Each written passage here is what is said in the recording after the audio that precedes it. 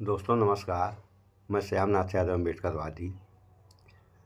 अभी महाराष्ट्र में किसी स्कूल में 125 लड़कियों का मासिक धर्म चेक किया गया और ये जो हुआ ये निहायत निंदनीय कार्य किया गया, जबकि जिन लोगों ने चेक किया वो भी महिलाएं ही थीं। तो थोड़ा सा आप लोग इस बारे में इस वीडियो में देख लें, फिर आगे बात हो। देखें वीडियो। शक में लड़कियों के कपड़े उतरवा कर बाथरूम में उनके प्राइवेट पार्ट की चेकिंग एक स्कूल के कैंपस के अंदर हुई है। ये कहानी नहीं, ये हकीकत है, वो भी तब जब हम 2025 में जी रहे हैं। मतलब वो स्टीरियोटाइप जो सोच है हमारे समाज की, जो ये मानता है कि पीरियड्स, महामारी, मासिक धर्म एक गंदी चीज होती है, वही सोच स्कूलों में भी जो है वो चलाई जा रही है।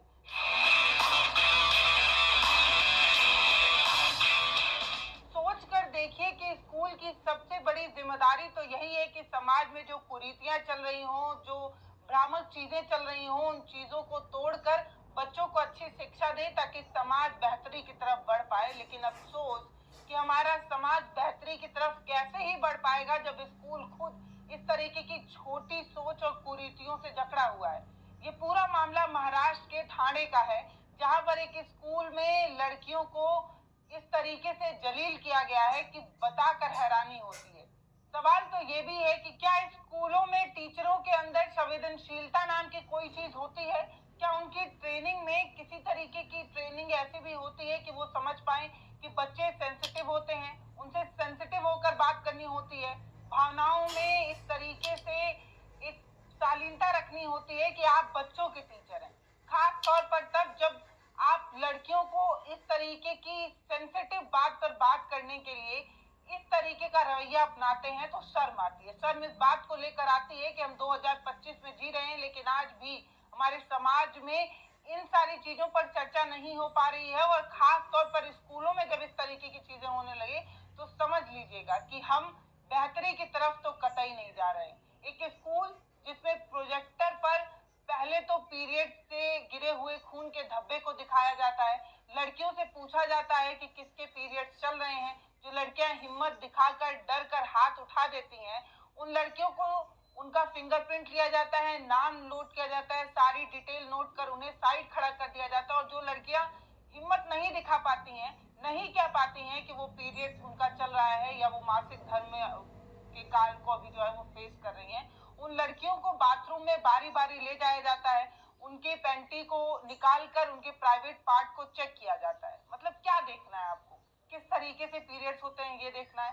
मतलब क्या आप समझना चाह रही हैं, मैं ये नहीं समझ पा रही हूँ। एक टीचर है, वो भी खास तौर पर महिला टीचर, जिनका खुद का कई सालों का अनुभव होगा कि पीरियड्स में क्या होता है, कैसे होता है और क्यों होता है, ये सब पता होता है।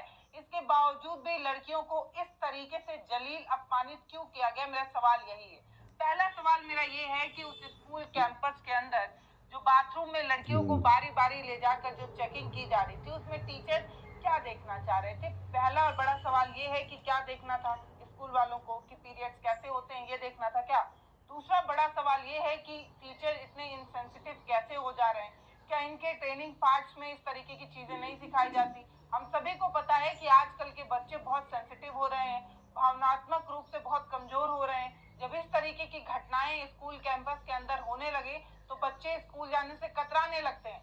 कई बच्चे तो हिम्मत दिखाकर अपने पेरेंट्स को बता देते हैं, लेकिन बहुत सारे बच्चे ये सारी चीजें बता भी नहीं पाते और वो इस तरीके से अपमानित होते हैं, जलील होते हैं और उनके दिमाग पर गहरा आघात पड़ता है।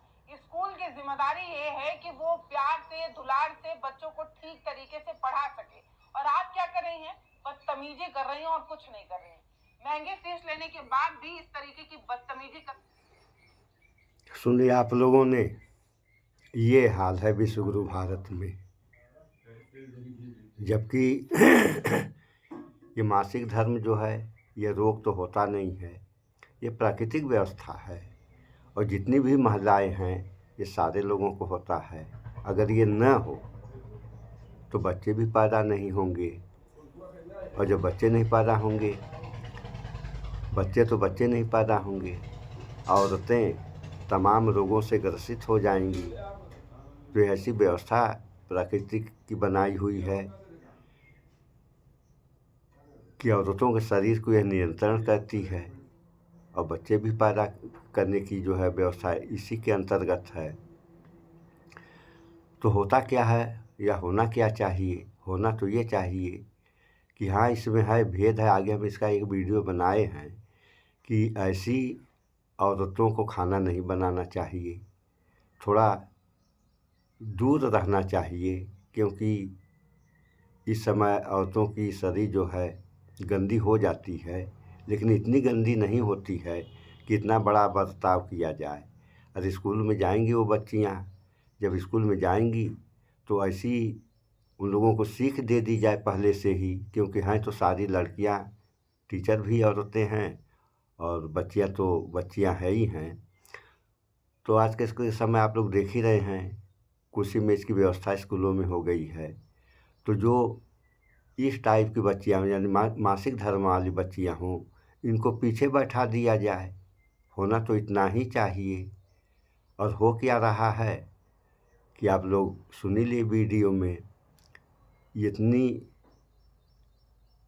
मतलब ये घृणित कार्य है कि ये सही है कि अगर ऐसा हुआ स्कूलों में तो तमाम बच्चियां जो है स्कूल जाने ही बंद कर देंगी।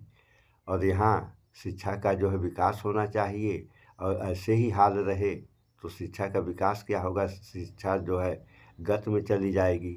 आप लोग देख ही रहे हैं कि उत्तर प्रदेश में 5,000 स्कूल बंद कर दिए गए, वो भी कोर्ट के आदेश से। तो ये सब जो बुराइयां हैं इनको कौन दूर करेगा?